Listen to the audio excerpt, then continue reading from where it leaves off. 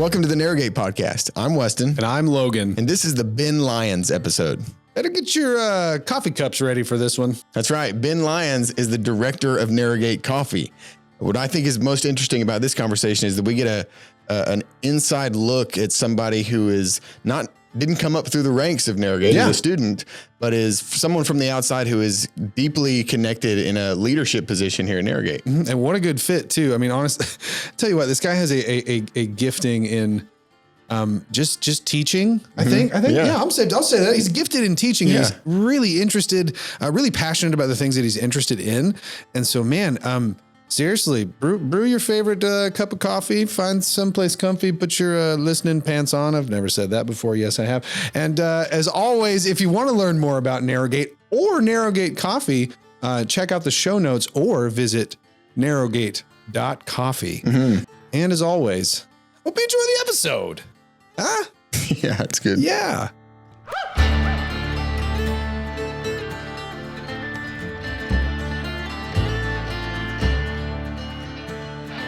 Well, Ben, thanks for coming to the Narrowgate podcast, sharing a little bit of your time with us. We're going to start off by asking you two questions, and you can answer them however you choose to answer them. They are, who are you, and why are you here? Well, I am Ben Lyons, and I am the director of Narrowgate Coffee, which is a part of Narrowgate Artisans, the for-profit child of Narrowgate Foundation. And I'm here because God sent me to Tennessee 6 years ago. That's the earliest thing that I can tee off to why I'm here today. So yeah, it's a good reason to be here. Yeah, God sent you. Yeah, I want to immediately ask about that. Yeah, I mean, tell us a little bit about. Sure. I'll give the quick of my background and who I am, where I came from. I was raised in a Christian home. My parents were Christian. I could tell they were. They loved me. A wonderful thing. I was saved, if you will. I had one of these. I did not have a radical conversion. Yeah. I had a radical coming back to the Lord later, but I had the love of Christ in my heart. I was bullied a lot in elementary school, and it didn't make me into a sour human. I think because I had communion with the Lord from a young age. That's good insight, especially about that season of life. Yeah. I will say that's great. I've been, saved for that long, but I was going more and more worldly. Nothing horribly, still was a moral human being, but I wasn't really living for God. I wasn't putting if our wills conflicted, I generally ignored and shut off what I thought he'd want to do in favor of what I wanted to do. Circumstances the Lord caused circumstances to converge when I was, I want to say about 19. A number of things all at once basically got me to a place where I heard the Lord, not audibly but clearly, say, I have a plan for you, Ben. It is not the generic white male American from the Rolodex plan. It is a plan for you, unique to you. And that brought me back. That brought me to him because I hadn't really heard that or thought of that before. I grew up like many of us hearing that heaven is golden streets and you just kind of sing songs all day. And that didn't really sit right with me.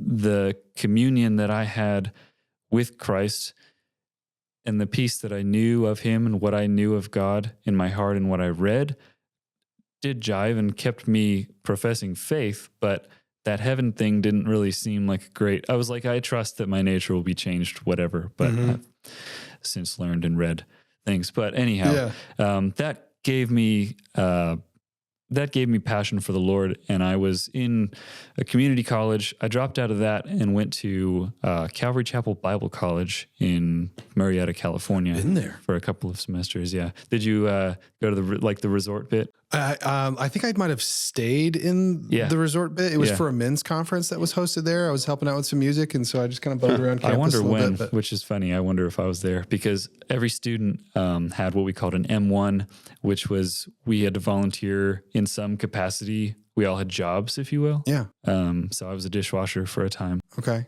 Oh, it would have been 20. It would have been summer of 2016 because it was our first anniversary. My wife and I.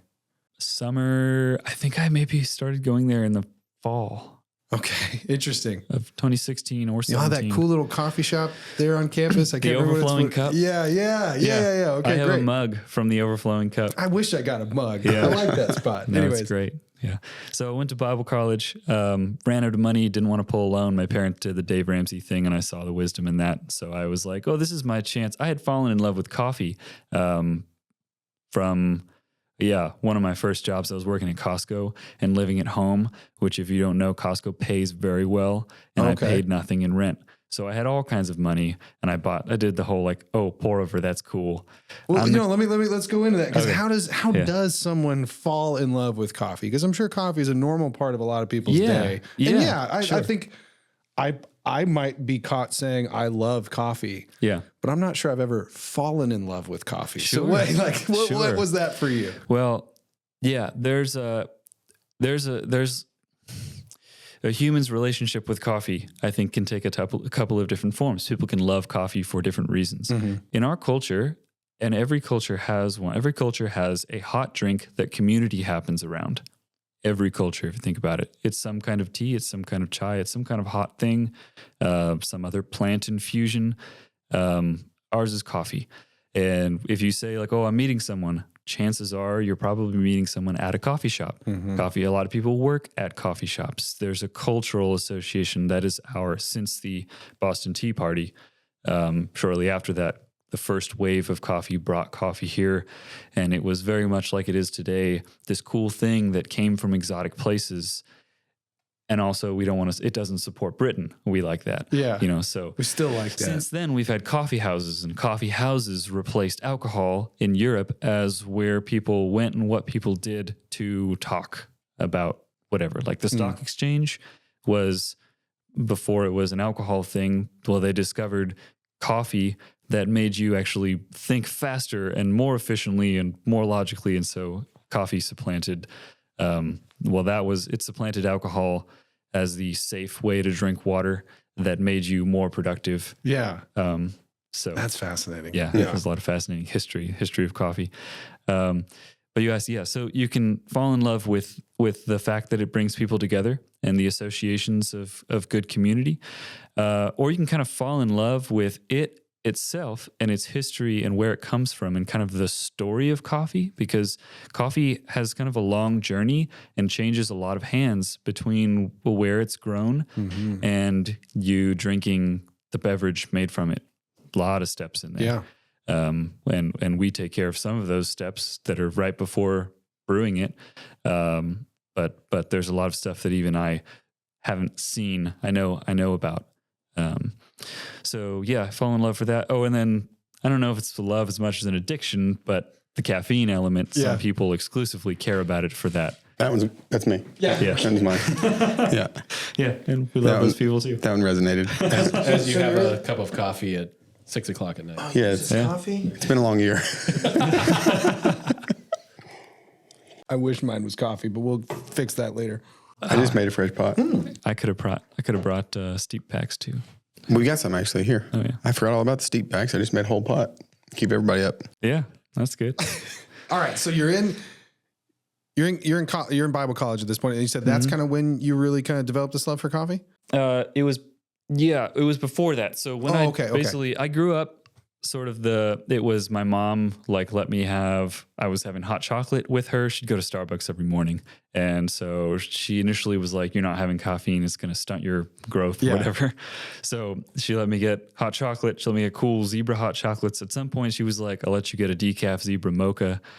Zebra's hot or like milk and white chocolate sauce, if that wasn't clear. Okay. Sugar, kid. Yeah. It was mochas, and then I was getting like normal mochas, and then I was getting lattes of all kinds of weird things. There was a phase where I was into this vegan girl and I was getting soy lattes and that was disgusting. But you muscled through it. yeah, I muscled through that. Means justify the end. Yeah. And then I was drinking black coffee at some point. Worked at a Boy Scout camp. Was drinking, well, not black coffee. I was drinking coffee with cream and sugar. Worked at a Boy Scout camp where I could make coffee in my cabin, but had to walk a mile to get cream and sugar. I decided I'm going to cold turkey that so I can just get used to drinking it. So that was a learned, what do you call, an acquired taste. I forced myself to acquire the taste for black coffee, but it was garbage coffee. I mean, compared, like, not garbage. It was very bitter coffee that needed the complement of milk fat to tone its bitterness down. But anyway, acquired the taste for that. At some point, now fast forward a bit, because that was like I was 15. Fast forward to when I was working at Costco and I had money, just lots of money. Well, I learned about this thing called a pour over, where you turned making coffee into a craft, and it was difficult. And I am attracted to difficult things that have high reward. I'm like, my wife gets real irritated because I will go out of my way to find the most difficult way or the thing that will produce the highest quality, and then buy all the tools and learn how to do it. And she's like rolling her eyes. Like, I could have just bought this pre-made thing. Sure. So anyway, bought the pour over thing, the V60, and eventually got a grinder and all of this. Coffee shop around the corner from my house at the time, like, sold single origins and lots of different coffees. And so I'd buy coffee from there. I asked them, like, do you have a recipe for making a pour over?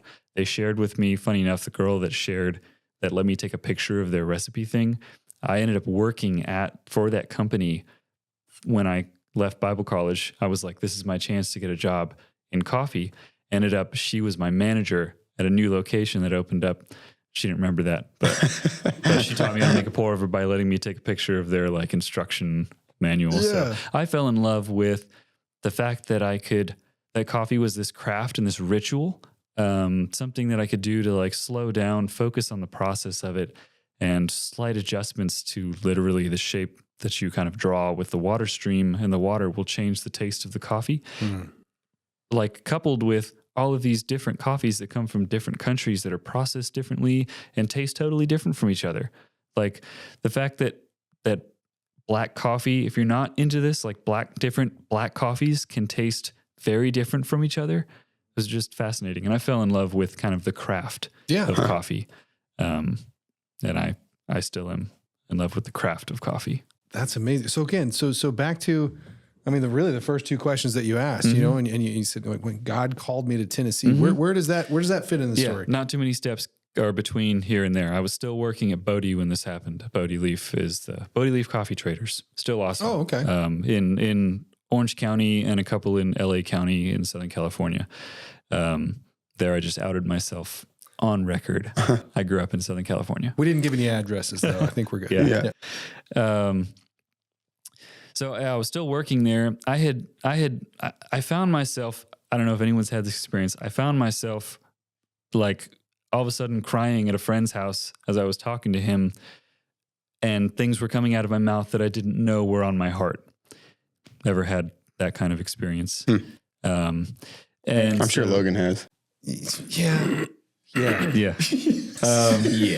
you. But yes. It just looked like he was looking for some companionship there, and I couldn't say that I had, so I had to say that you had. All right. I wasn't going to jump in and say, yeah, me too, but no, you're right. Well, the Lord I'd been reading some books, and the Lord had been teaching me about community and how important it is to kind of do life together as Christians. Like, you can't just live an independent life. And that doesn't even register as a category to me now, because humans are made that way. Like, we need each other, and we are supposed to operate in communities and not be so broken apart like our culture likes to do, fragmented. But so I was just kind of frustrated and crying and feeling like I can't live life with other people because I live in my parents' house, and I can't just invite somebody over for dinner without clearing it by them, I can't be alone with them. It's just not really a thing. And in Southern California, you can't move out of your parents' house unless you move out of state, basically. Yeah. So I called up a buddy of mine, like, later that night, and was just kind of, like, crying and ranting about this and talking to him, he was kind of the friend who I would talk to about deep things from Bible college, but he was always the guy. If I had something on my heart, I was calling him up. It's important. He had just moved to Spring Hill here, and because of that, as I was ranting, I just kind of said, like, I feel like I just need to move. I just need to move to Nashville. I was auto-completing the sentence because that's where he was. If he was in Anchorage, I'd have said Anchorage. Sure. But hung up, and the Lord stuck that phrase and that idea in my head, like in such a strong way that for the next week, I was kind of praying about whether he was asking me to move to Nashville. One of the things I've stopped saying this to the Lord or saying this out loud, but like, I will never X. But one of them was, I will never live in the South, just because I didn't grow up here. And so the perception of the South comes from whatever old books and Tom Sawyer and all kinds of things and all of this. My wife shares that, or she used to share that sentiment. Yeah. She's from up north ways. Well, I moved to Nashville, and Nashville's not the South. It's nothing. Even I've been to Alabama. Like, that's the South. Also, that's awesome. I love Alabama. I have friends in Dothan, and I loved going to Dothan. But Nashville's not the South. It's just a mixing pot. We're like everything.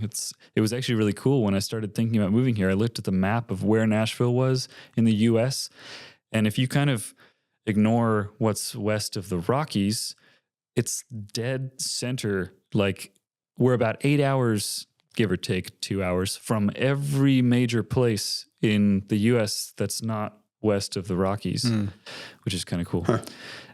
So anyway, I at the end of that week said, "Okay, Lord, I'll move to Tennessee," and I went on Craigslist, found a sketchy apartment, and the dude that subletted that sketchy apartment connected me with my boss, with Aaron. At the time, it wasn't Narrowgate. There wasn't a Narrowgate Coffee.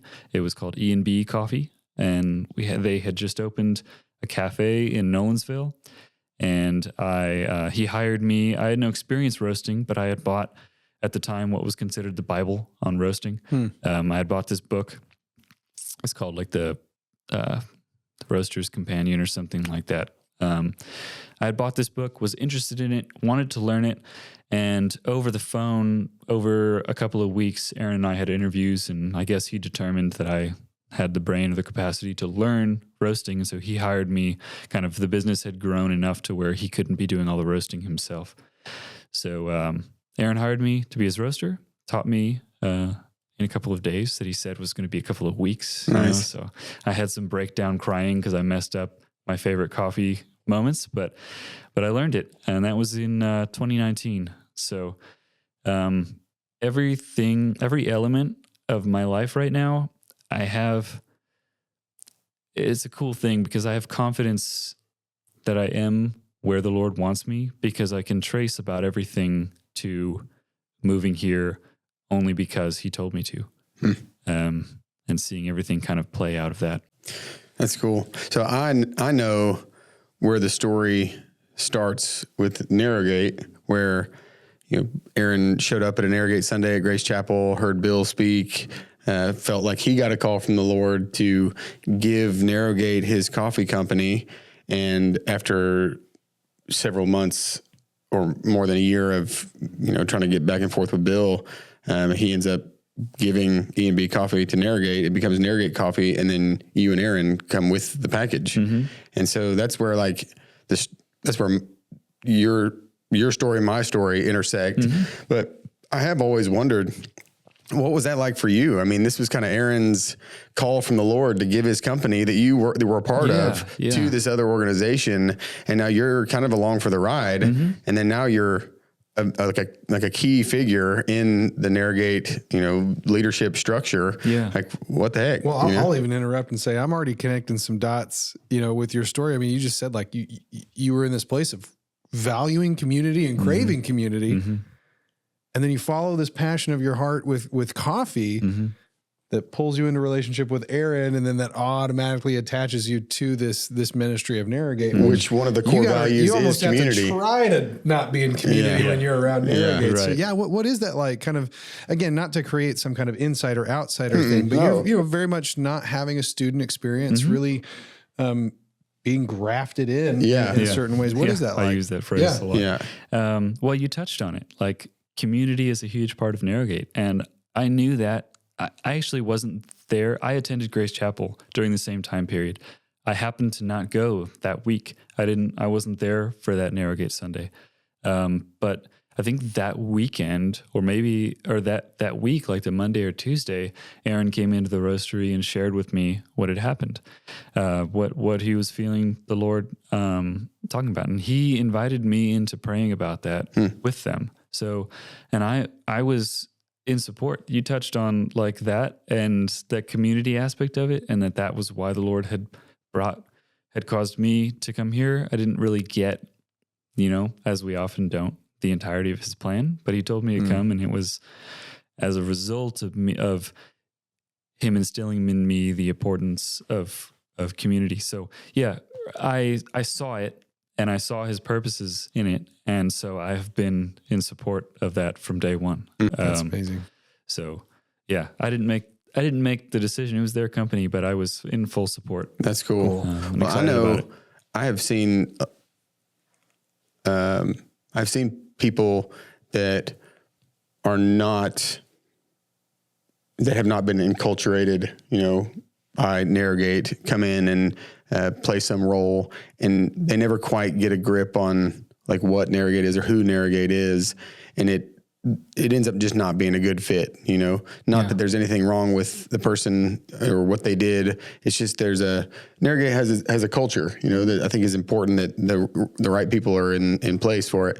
And so it's historically, it's harder to find somebody who fits the culture of Narrowgate that didn't come through Narrowgate, And so for you to have come through from the outside and just integrate so well, even to the point where you are at a director level position, like that to me is very encouraging, because there's nothing inherently unique or special about Narrowgate in the sense of this is the only place where, you can encounter God in a way that is life transforming, but it is very specific in what we do, And so for you to be able to join what God is doing here at Narrowgate without having come through the program, to me is like, okay, this is what Narrowgate is meant for, it's meant for everyone. Right. And so I'm curious, was there a learning curve for you, like in how to do what you do and work in this environment that was difficult or, confusing or took a while to get used to or any of that? Not really. In a sense, there's still a learning curve. Sure. I'm not, there are people that I look up to, like really my peers as directors. There are people I look up to for other aspects of what they do really well with their team.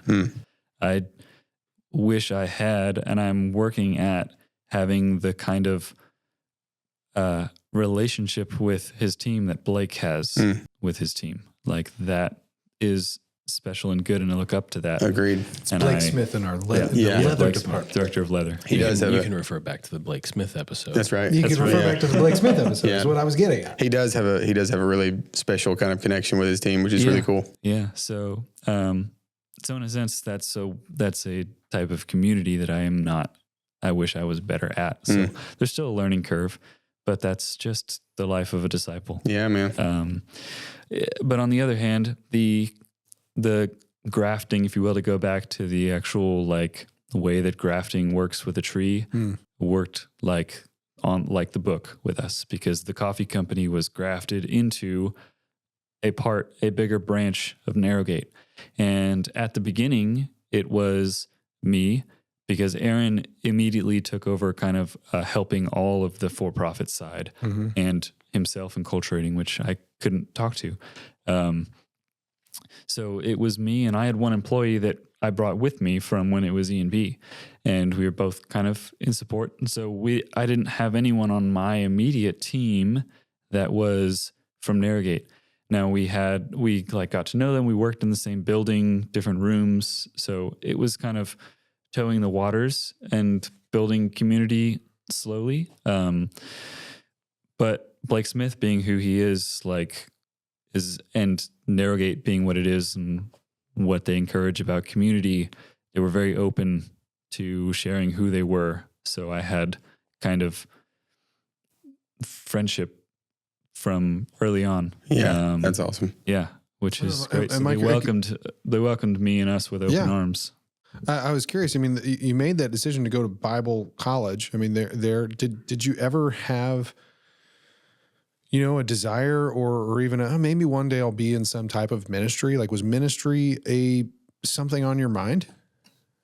No, not in a, I didn't think, maybe, I wasn't saying no, but not in a pastoral capacity. Like I had already identified that my primary gifting, I kind of hate that I just said that, I'm a teacher at heart. Okay. And so I'm good at teaching anything that I'm passionate about. I hope you probably pick up on coffee, but also like community, also like health. Also right now I just learned about fermenting food and I'm super into that. But also the Bible. It's fascinating. Got to learn a lot about that in Bible college. Bible college plus the Bible Project podcast, teed me off to who I am and where I'm in. I love anything to do with the Bible and Hebrew culture and all of that. It's fascinating to me and it's enriching at the same time, which is great. So, I was at a point in my life where I thought my life was going to go the direction of, after Bible college, finish secular college in linguistics. And I had dreams to work with like Wycliffe International to in some way assist the translation of the scripture into other languages, because languages are a huge passion of mine. Cool. And I'm good at that too. And I was like, I think this is, there's so many things that I'm kind of good at and really like doing that I, from a young age, was like, I could go all of these different directions, but they all require specific schooling and kind of have to pick one.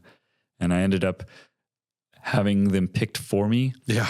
And it not even involving completing any school, which I knew was from the Lord too, because I love school and I would absolutely go to school if it didn't cost so much and now not really be that necessary. Sure. Well, I wonder, because again, I know a little bit about, what the day-to-day is kind of at Artisans, but, do you consider, maybe ministry is too heavy of a word to attach. Sure. But again, what the entire model of Artisans, is set up as, correct me if I'm wrong, but it's discipleship in the marketplace. Mm-hmm. And so again, being grafted in, it being a good fit, but in many ways, you just kind of going with the flow of joining this company and then it becoming this other thing. And then now it's attached to this nonprofit.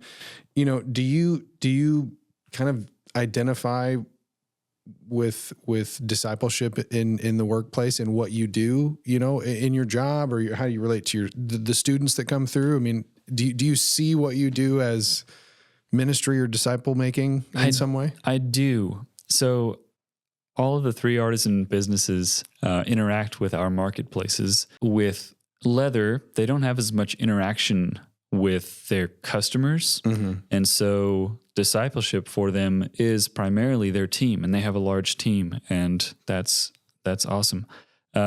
With coffee, we have a much smaller team because there's not as much, like, growing bigger requires bigger machines in coffee rather than more people. Mm-hmm. So if we were to double, I'd probably only need one more employee kind of thing. It just scales that way. So we have a smaller team, but because of the nature of our business, we have on delivery, my delivery driver is face-to-face with customers every week. And I get calls from customers every week. I have a relationship with my customers because most of them are wholesale. They're coffee shops and cafes. And they're recurring. Whereas maybe with leather, they buy a Bible here, they buy a journal here. You generally buy a Bible and use it for a long time. Right. And a journal cover, you're not going to probably buy refills. If they come back next week for another Bible, you're doing it wrong. Yeah. Right? Yeah. Or they're doing it really right. Well, maybe they gave it away, but or maybe they read it. Sure. And they got a new one. But nobody's going to hang that cup of coffee up on the wall and just, they're going to consume it. That's right. Yeah. That's right. But let's keep the conversation. You hang is, Bibles yeah. on the wall? I don't know. Probably somewhere someone does, okay? Well, it is that like the family Bible would be put on the pedestal in the family room. That's what I meant. There There you go. for 4 generations or Just something. not on the wall. Yeah. Yeah. You just But get a coffee- Bible for Christmas. That's coffee going is to a look great on my living consumable. room wall.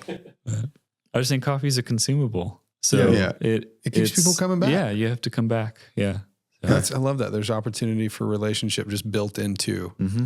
Yeah. Not even just opportunity, but like there's a necessity for a And- relationship. And in some ways, we always are looking for opportunities to like talk about the Lord, but in some ways, we're disciple makers of coffee. Like a lot of the disciple making that is done for me when I'm working directly with our customers, like if they have questions, we do service as well. So I go out to cafes and I'll service their equipment, their grinders and their espresso machines and all of that. So a lot of the sort of disciple making that goes on there is helping them in guiding them into how to give customers a better experience, whether it's improving their drinks or the speed of getting drinks or other things that go into making a hospitable environment, encouraging them to prioritize their customers, prioritize like, yeah, you should have people meet here. Like this is an awesome space. Coffee is about community. Kind of, I don't know, that's sort of what I see is if I can get the caffeine addicts and the craft, the people in love with the craft and the people in love with the caffeine to also be in love with the fact that coffee draws people together, that will be a win because that's just kind of what I've always seen is my part of the process and what God has called. Yeah. I feel like a support role. Yeah, that is cool. And you can build bridges between groups of people that otherwise wouldn't have any interaction. Yeah. Like I've got like I know people who are very interested in coffee and the craft and the history and all that stuff, and I'm just not generally. I mean, I like the history part is cool to hear you talk about like but as far as like the difference in the taste of the coffee based off of the ratio of water to coffee or the temperature and the, all that, like to me, Will it get me more caffeine? exactly. Like, am I going to be jazzed up after this? Yeah. But I can still have a conversation with somebody who is interested in coffee because I appreciate that they're interested in something. Yeah. We're still, there's a common ground in coffee nonetheless, even if our end goals or our desires for an outcome are different, Yeah. One of the most interesting experiences that I had was just the other day when I was at Narrowgate Artisans and we did a cupping and we had, there's 5 different cups of different coffees in front of us, and we tasted each one with a spoon, and you had us go through and talk about what we tasted in the coffee. And I had never, ever done anything like that. Like to me, if I wasn't there for the specific purpose of trying to identify the different nuances in taste between these different coffees, I would have taken a drink out of all of them and be like, yep, that's all coffee. That's coffee. But like to walk through that and to be able to attach adjectives that don't feel like they have any business being attached to the taste of coffee. Right. It was just super interesting. And like other people were around, they were doing the same thing. We're talking about using words like earthy and, and fruity and this one's, tastes like, whatever, all these different words that I would have thought to even come up with about coffee. And but it was cool. It was fun. It was the relationship there was fun. Yeah. This might be a really stupid question. I'm prefacing There it. aren't stupid questions. Just wait. Just stupid people. You should come back for, I don't know, another episode or two. We'll find the stupid There question. are no stupid questions, only stupid people who ask questions. Only stupid co-hosts. What's your favorite adjective to use when describing coffee? I mean, are you asking me like what flavors do I I could be Or asking the what words flavors. that I love to drop just for the shock value. Yeah, I think I'm just asking about the word. Like, what's the word that you pull out to The describe most coffee? snobbiest coffee But every adjective. time you use it, Yeah. you're like, huh, yeah. I don't know. One time I described a coffee as reminding me of a single origin Peruvian chocolate that I'd had. And I wanted to put on like sometimes on April Fool's Day when we used to print tasting notes like in-house on the labels, we'd like switch up on like for any bags that were dated April 1st, we would change the tasting notes to just ridiculous Just stuff. nonsense. Yeah, That's hilarious. Tastes like hopes and dreams, you know, kind of thing. Some roasters label coffee like that. But Tastes like that one good friend from third grade you never talked to legit anymore. kind of thing we Like, wrote. just no, not that. Colin made a face. I was going for the memory. It tastes like that memory of that really good friend you used to have that you never. But I should have put. No. That's still. I still. Yep, not getting out of it. If this had been later in time, I could have said tastes like the chemicals. The chemicals they put in the water. Yeah. Oh well, let's do that. Okay, can you like blow our mind with some coffee science real quick? Just Yeah. drop some knowledge on us because you love teaching. Yeah. and I love learning. Sure. I love learning. Let's go. Yeah. Let's learn something about coffee. All right. I could tell you something about caffeine. I could tell you something that'll blow your mind and maybe change the way you think about food and anything you taste. Am I ready for that? I don't know, but let's go. All right. Well, I could do both of those. Yeah, let's go. Let's do it.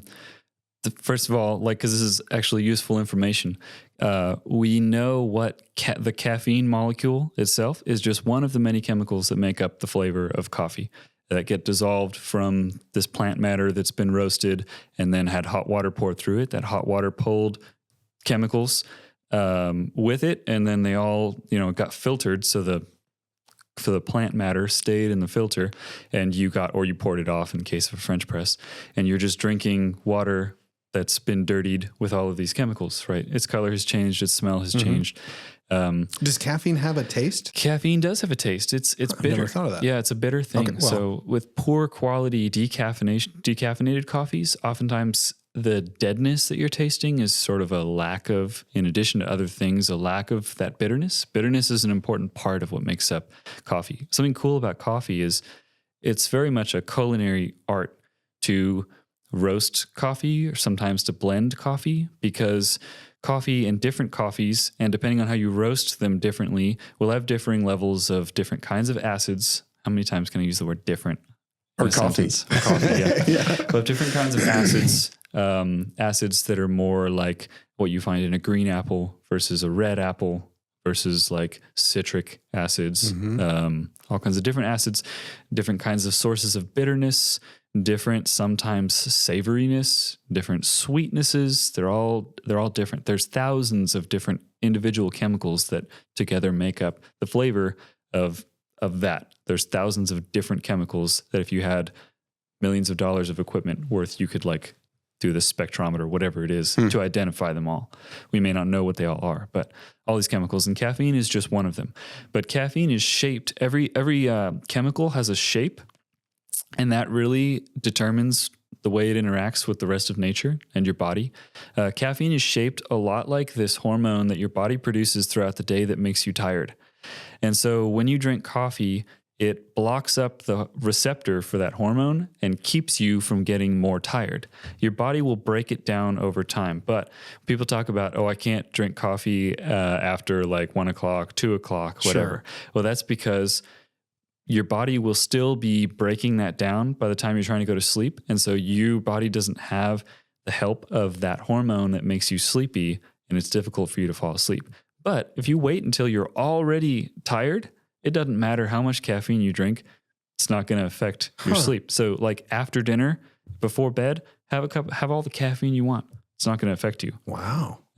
During the night, I think right after you wake up, within the first 30 minutes or something, that hormone is kind of like finished being broken down and will again start to be released throughout the day. So that's just something interesting about that. Is that hormone called like adenosine or something? adenosine, maybe. I something think like it that? is Yeah, something close. like that. Yeah, okay. You've read So about that. okay, this came up this morning. My wife's making coffee and we were warming up some milk, and all of a sudden I look over and she's got a lump of butter in there. What's the butter coffee thing, and is there a truth to it? Okay. Yeah. Well, Bulletproof Coffee got famous for being butter and or coconut oil, all kinds of different fats, and it was popular with people into doing keto, Okay. which I have feelings about. But whatever. So fat is it like coats your tongue. Your tongue actually has a receptor for fat. It's a sensation thing. It's less of a taste. Savoriness is what's in most fats as well. Your tongue detects that. Your tongue, I'll get into that in a second, but your tongue is this very basic survival tool. It only detects a couple of different things. Your nose is where the magic happens.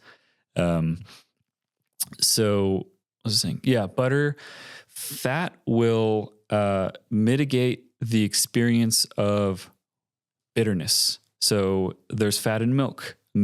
Adding milk to coffee that's overly bitter, or any coffee, will reduce the perception, your tongue's perception of its bitterness.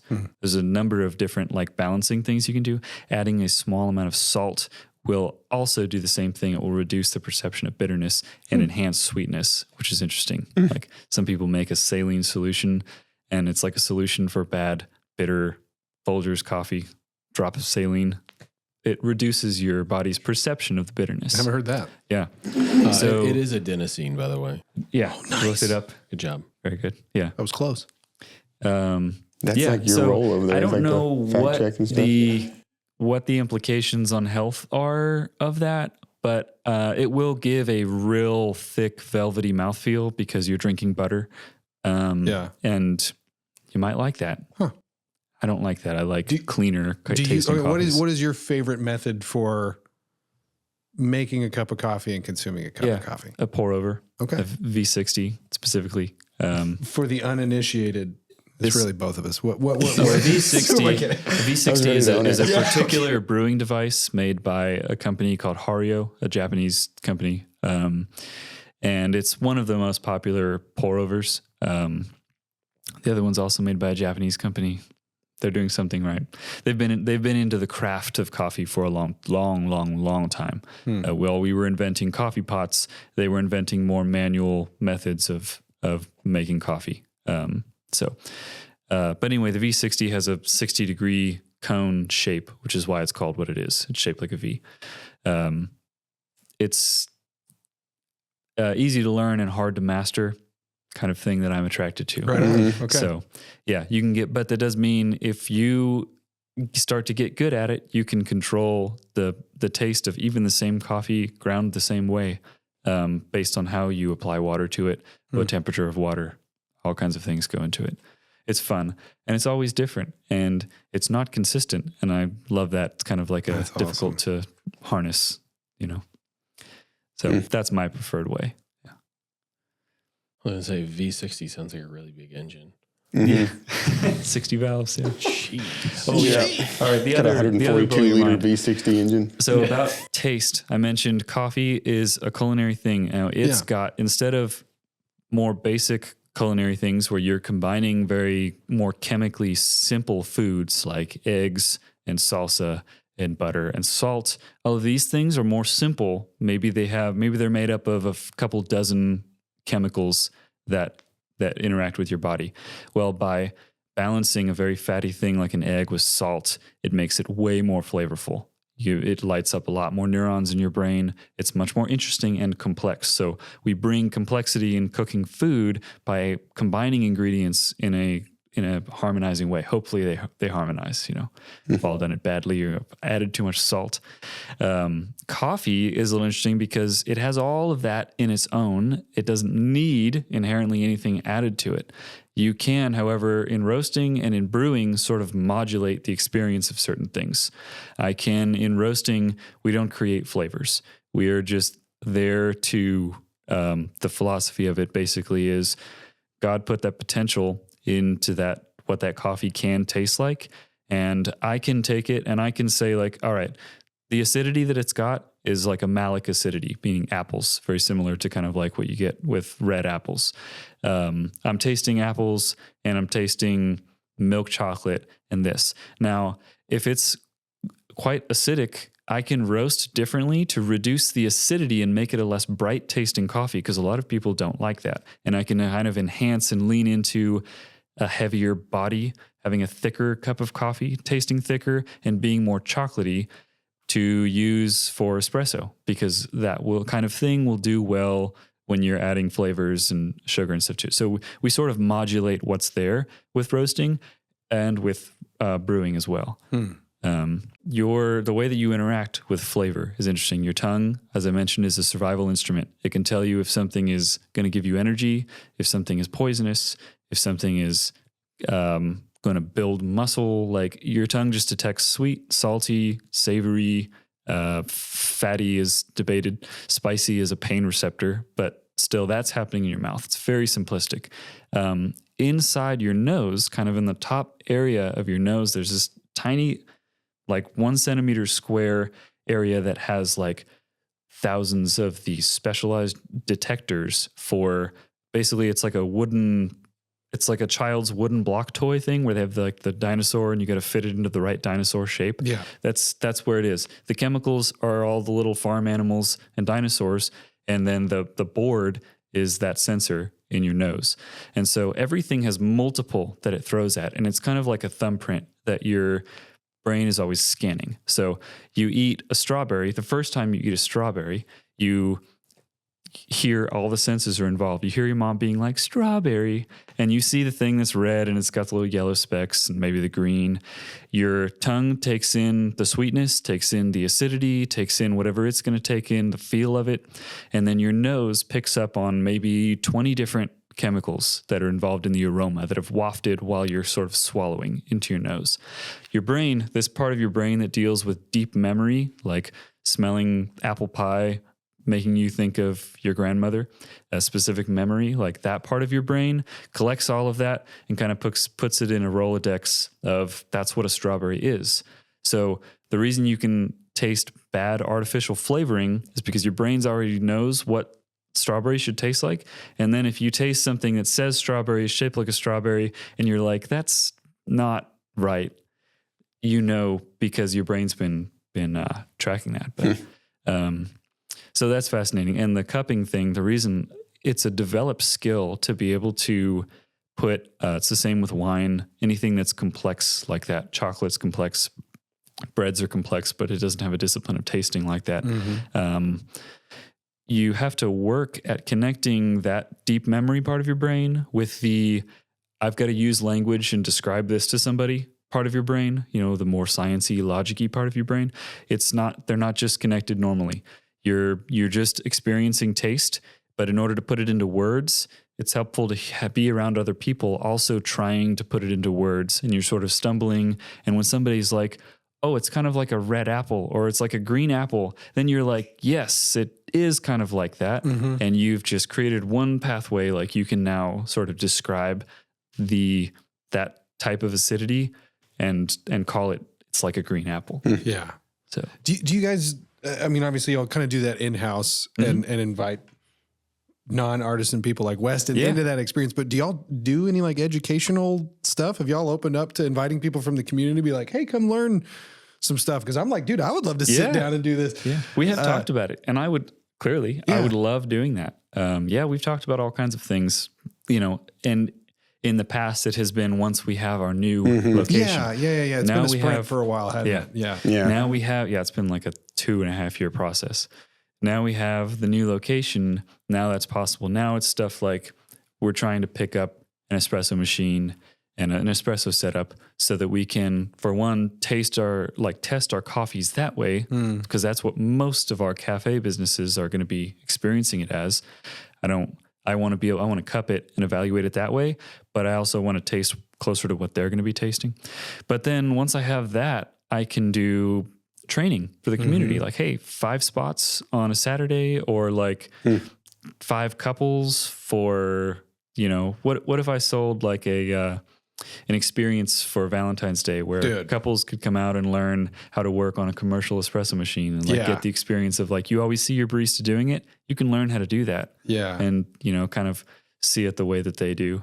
That's I cool. love that idea. Well, I mean, it's just like, it's such a win. I think it's just such a win for Narrowgate at large to have you guys, to have you doing what you're doing and to have the coffee business. Cause yeah, I mean, like Artisans is amazing, you know, and the people that need wooden products and beams, yeah, they're going to be interested to come in and check it out. And the people who need a leather Bible or something rebound, they're going to come in and check it out. But not everybody just is drawn by those things. But like most everybody, most everybody will sit down with a cup of coffee at some point in That's their the day. magic. That's the magic of why What a coffee fits so wonderful well way into Narrowgate. to draw people in and just even get them a glimpse, whether you shove it in their face or not, man. Just like, man, look what the Lord has blessed us with, and look at the community that God's built up here. I love giving bags of coffee to like my delivery guys come from like R&L. Be like, hey, can I get you a bag of coffee? Yeah, that's cool. Now we have the steep packs. I'm like, here's this. This is cool. You've probably never seen this before. Well, it also fits so well with Narrowgate Artisans because it is very much a craft.